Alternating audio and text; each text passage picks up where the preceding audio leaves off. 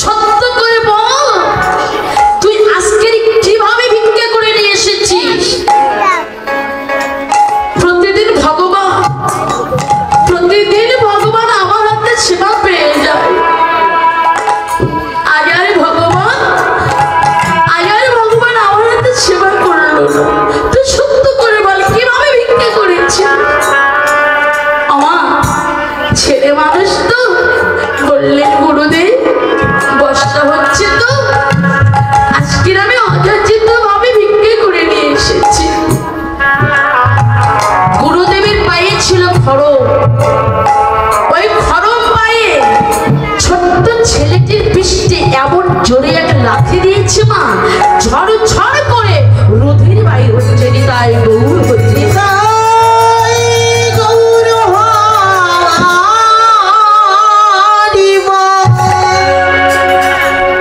আর বললি আজকে তুই ভিক্ষার যে অপরাধ করেছিস, এই অপরাধে আমি তোকে অভিশাপ করলাম। পূর্ব জন্মে তোর জন্ম হবে মুচির ঘরে তোর জন্ম হবে। ছোট্ট ছেলেটি ধীরে ধীরে গুরুদেবের চরণ দখানা জড়াই ধরল। গুরুদেবের চরণ দখানা জড়িয়ে ধরে বললেন, ওহে গুরুদেব, তোমার চরণে আমার নিবেদন রইল। আমার যে কুলে জন্ম হোক না কেন, শুধু তুমি এইটুকুই আমার প্রতি আশীর্বাদ করো। এমন মধুর কৃষ্ণ নাম যাব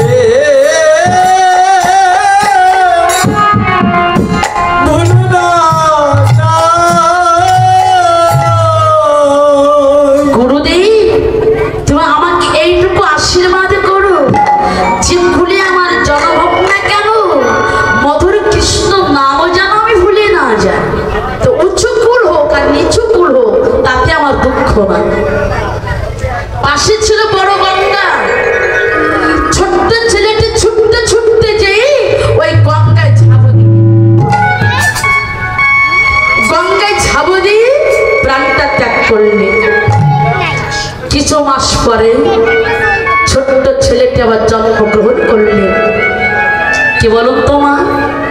সেই রাঘব দাসের পুত্র ভক্ত রবিদাস।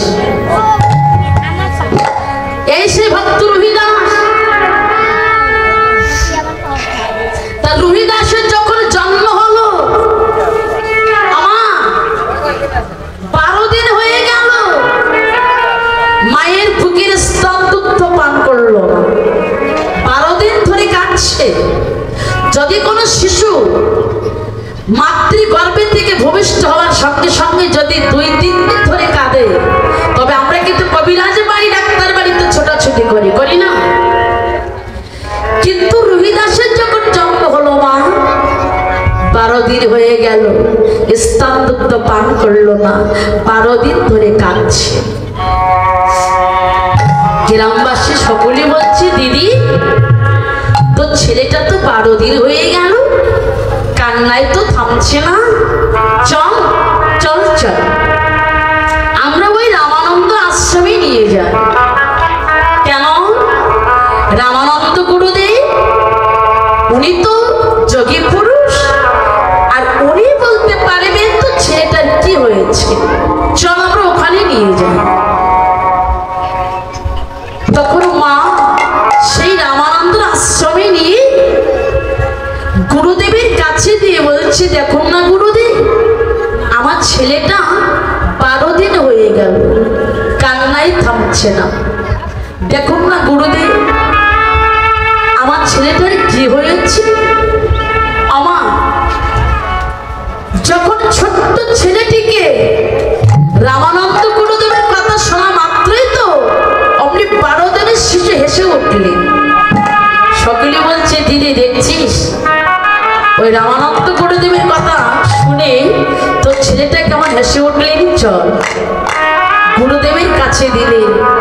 গুরুদেব ছোট্ট ছেলেটিকে বক্ষ মাঝে জড়িয়ে ধরলেন, কোলে তুলে নিলেন, বললে, কি হয়েছে বাবা, তুমি কাঁদছো কেন? পৃষ্ঠে হাত বোলাচ্ছে।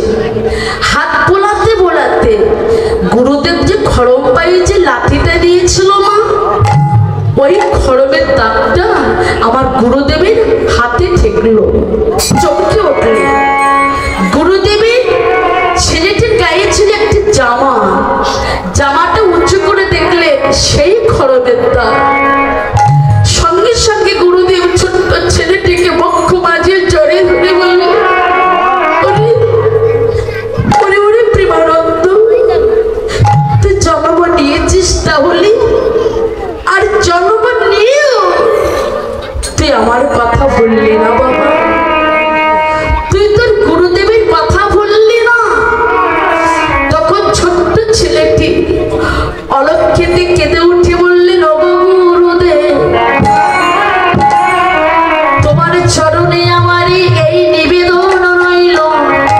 ওগো গুরুদেব, যে কুলে আমার জন্ম হয়েছে তাতে আমারই কোনো দুঃখ নয়, কিন্তু ওগো গুরুদেব, আমি যেন এই সাধুগুরু বৈষ্ণবের বাজারে গিয়ে এই সাধুগুরু বৈষ্ণবের চরণ দুখানা বক্ষ মাঝারে যেন আমি জড়াই ধরিতে পারি। সাধুগুরুর চরণ দুখানা বক্ষ মাঝারি জড়াই ধরে হা কৃষ্ণ গোবিন্দ বলে যেন ভক্তর চরণ ধুলা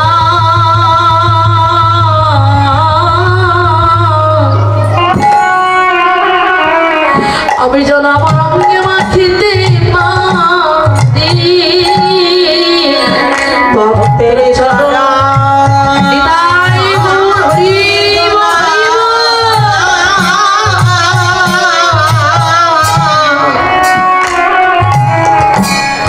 অঙ্গে মাখিতে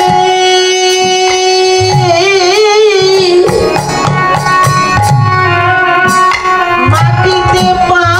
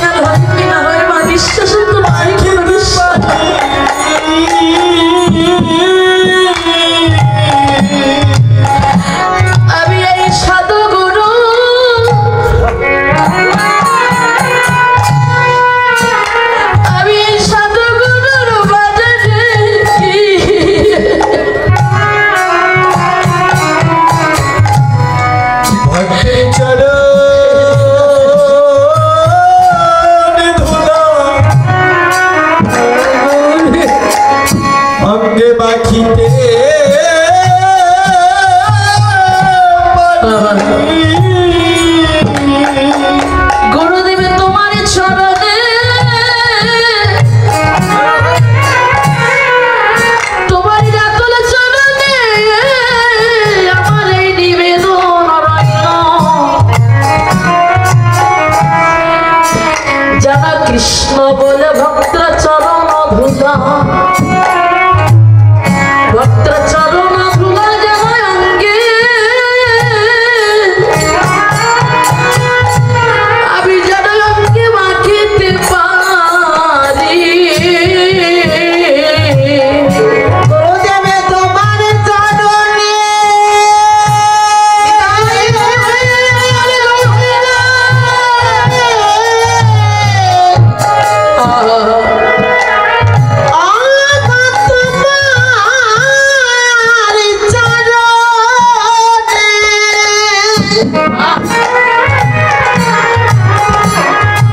তোমার চরণে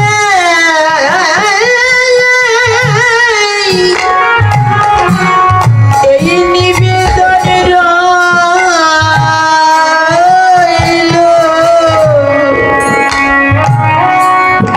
ওগো গুরুদেব ভগবতের স্বরূপ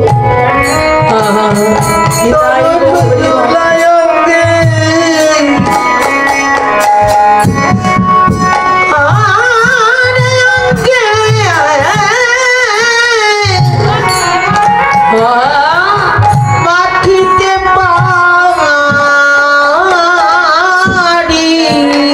আমি যে এই ভক্ত সঙ্গ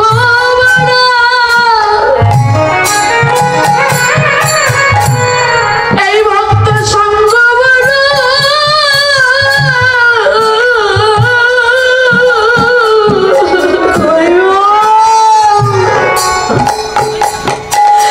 আমি যে বড়ই ভালোবাসি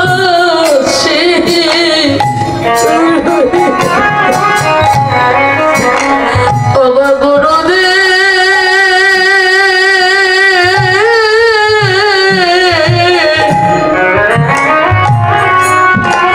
হে গুরুদেব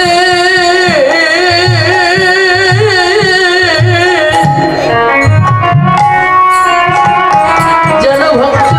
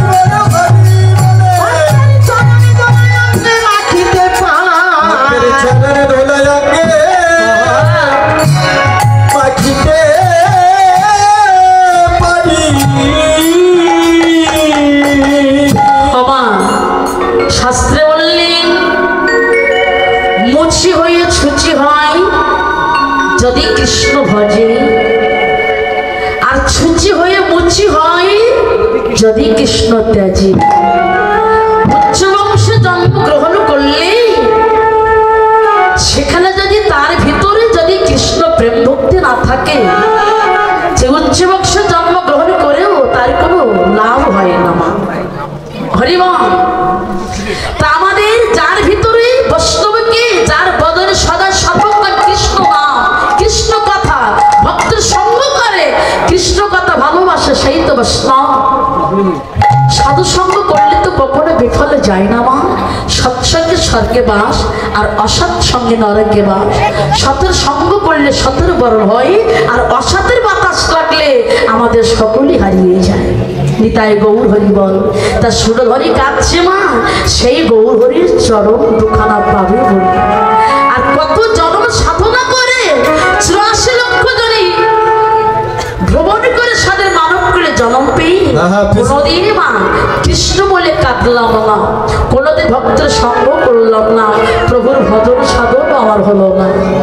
সংসারের ভিতর থেকেও মা একটু যদি বদনে কৃষ্ণ নামও করা হয়, ওই নামের ভিতরেই তার কর্মের ভিতরে হরিনাম করলে তার ভজনটাই হয়ে যায় গো। জানি তাই সেই প্রভু আমার সুরধনের অবিলাস পূরণার্থে সেই সকল পরিকরা নিয়ে নর্তনী কীর্তন করছে না প্রভু আমার। কেমন ভাবে আজ প্রভু নাচে পূর্ব রঙ্গে, ভক্ত নাচে তার সঙ্গে সঙ্গে। হরি হরি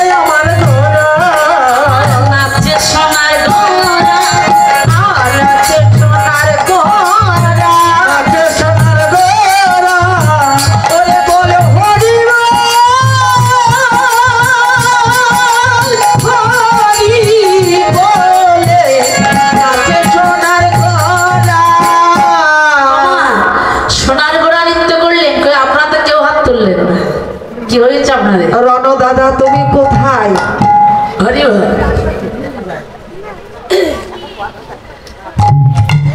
হাত তুলছেন না কেন? মানব দেহের ভিতরে 6টি পাখি আছে, প্রতিদিন যাওয়া আসা করে। 6টি পাখি কি? কাম, ক্রোধ, লোভ, মোহ, মদ, আশ্চর্য। যদি আমরা মাঝে মাঝে হাত তুলে করতালি করি, হাত তুলে যদি করতালি করি, হরিনাম করি, কি হবে? ওই 6টি পাখি মানব দেহের ভিতরে আর বাসা বাঁধতে পারে না। একটি গাছের ডালে যদি পাখি বসে থাকে, গাছের তলায় দাঁড়িয়ে যদি কোনো তালি দেওয়া যায়, কি গো, পাখিটি গাছের ডালে থাকবে মা, উড়ে চলে যাবে। তত্র আজকের যদি আমরা হরিনাম করি, করতালি করি, উলুধ্বনি করি, হরিধ্বনি করি, কি হবে? ওই 6টি পাখি এই হরিনামের গর্জন শুনে এই দেহ ছেড়ে অন্য দেহের ভিতরেই প্রবেশ করবে। তাদের ভিতরে যারা হরিনাম করে না, যারা কৃষ্ণ নাম করে না, যারা ভক্ত সঙ্গ করে না, তাদের ভিতরেই প্রবেশ করবে। হরিমা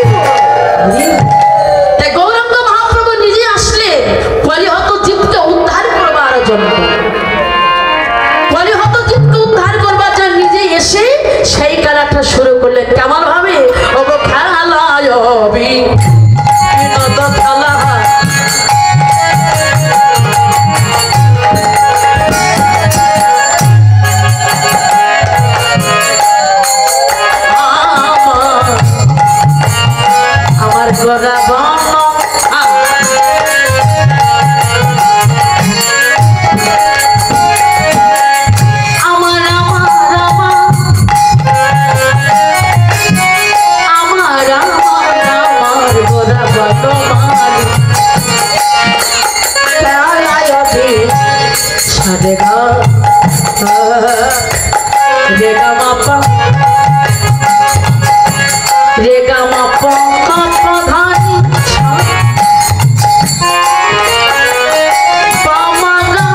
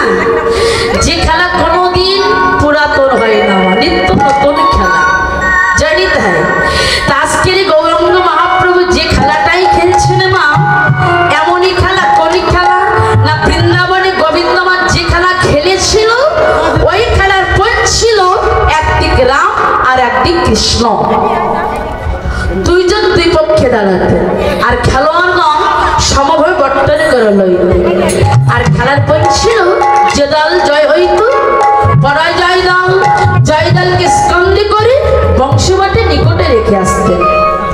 কিন্তু আমাদের কানায় যে দলে থাকতেন আমার সেই দলে কিন্তু নীতি নীতি হেরে যেতেন। কেন বলুন তো?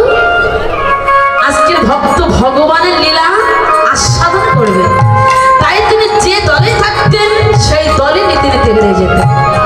আজকের সেই খেলা খেলছেন কে? আজকের সেই খেলা খেলছেন আমার চৈতন্য মহাপ্রভু।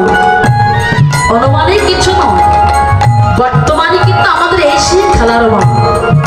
এই খেলার মাঠে যে আসবে তারই কিন্তু জয় হয়ে যাবে আমার, তার কখনো পরাজয় হবে না। হ্যাঁ, আর এই হরি নামের খেলা, এই খেলা এমনই খেলা যদি পিতা পুত্র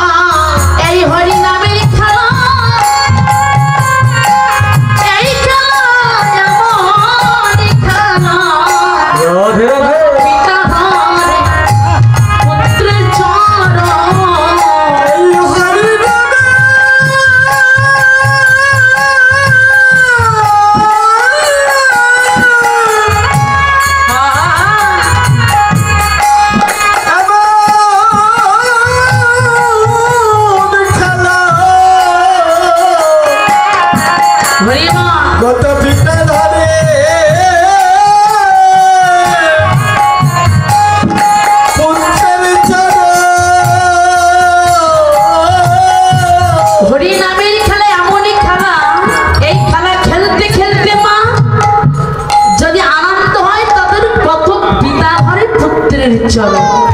তা আজকে দেখো দেখো হরিনামের খেলা খেলতে খেলতে মায়ের কথা মনে হয়েছে, তাই তো বলে দেখো দেখো অগতিবায় অবসান হইল গোরা গৃহেতে চলিল। হরি হরি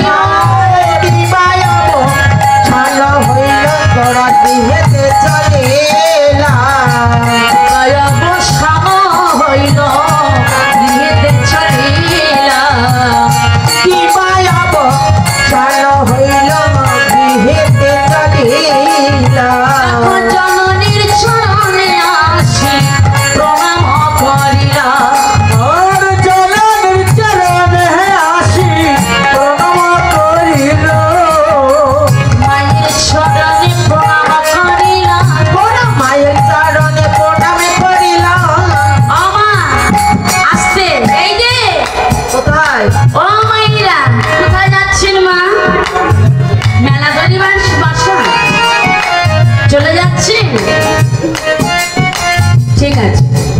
হ্যাঁ আমি খুব রতারতি করেছিলাম। আচ্ছা মা, সারাদিন পরে যখন মায়ের কথা মনে হয়েছে অমনি গৃহে এসে নিমাই আমার মায়ের চরণে প্রণাম করলেন। এবার সচ্ছি মা আমার নিমায়ের অঙ্গে ধুলা দেখে বললেন ওরে ওরে বাবা নিমা,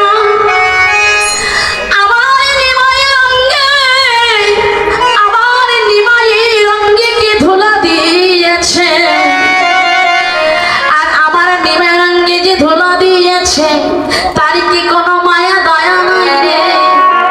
নরহরি গৌরী দাই বললেন মা গো, তোমার নিমার অঙ্গে কেউ ধুলো দেয় নাই, তোমার নিমাই নিজে হা কৃষ্ণ গোবিন্দ বলে এই ধুলাই গড়া গড়ি দিয়ে সে যে তোমার নিমাই, সে যে নিজে ধুলা মেখেছে মা।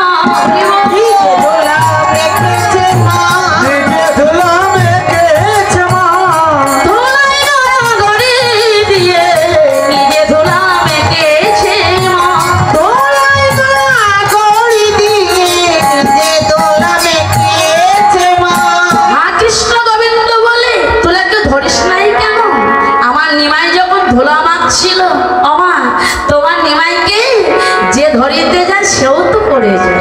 হ্যাঁ দেখছেন না এখানে এক ভক্ত আর এক ভক্তকে জড়িয়ে ধরছে। তো কৃষ্ণ, এই কৃষ্ণ প্রেম এমনই প্রেম মা, যে পড়ে যায় যে ধরিতে যায় আরেকজনকে জড়িয়ে ধরে। তাই বলছে মা, তোমার নিমাইকে যে ধরিতে যায় সেও পড়ে যায়। হ্যাঁ যেমন মদ খেলে মাতাল হয়ে যায়, তারপরে জ্ঞান থাকে না, তদ্রূপ আমার কৃষ্ণ ভক্তের এতটুকু সেই মদের মতো ভাবটা হয়ে যায়। যখন কৃষ্ণ প্রেম সাগরে, গৌর প্রেম সাগরে যখন তারা ডুবে যায়, তাদের কোনো হেতাহিত জ্ঞান থাকে না। তাই বলছে মা গো, যদি আমাদের সঙ্গে বড় দাদা নিতাই না থাকিত, তাহলে তোমার নিমাইকে ঘরে নিয়ে আসা যেত না। নরহরি বলবল নিতাই বিনায় আমার আর কেবল আছে, নিতাই আছে যাই তোমরা সবাই আছে। ধুলয় অধ সরয়ঙ্গ গদ গদ ধুলয় সরয়ঙ্গ গদ গদ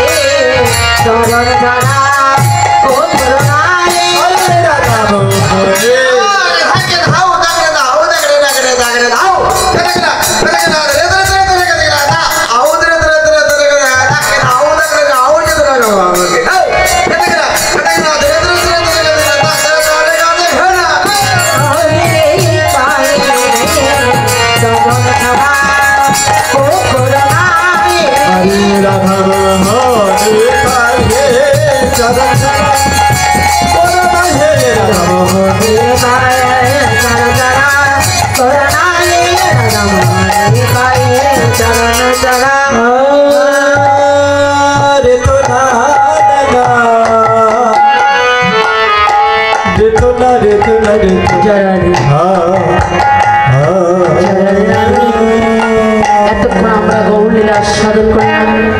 এবারে সেটি মধুময় ছিলাম বৃন্দাবনে। তা বৃন্দাবনে প্রবেশ করার সাথে সাথে কারা কারা বৃন্দাবনে গেছে হাত তুলে বলুন তো। বলে আমরা বৃন্দাবনে বসে আছি নাকি? হ্যাঁ, নারদিয়া পুরাণে প্রমাণ দিচ্ছে নহং তিষ্ঠামি বৈকুণ্ঠ যোগিনাগিরিদে নমঃ চমৎ ভক্তা যত্র গায়ন্তি তত্র তষ্টমি হে নারদ।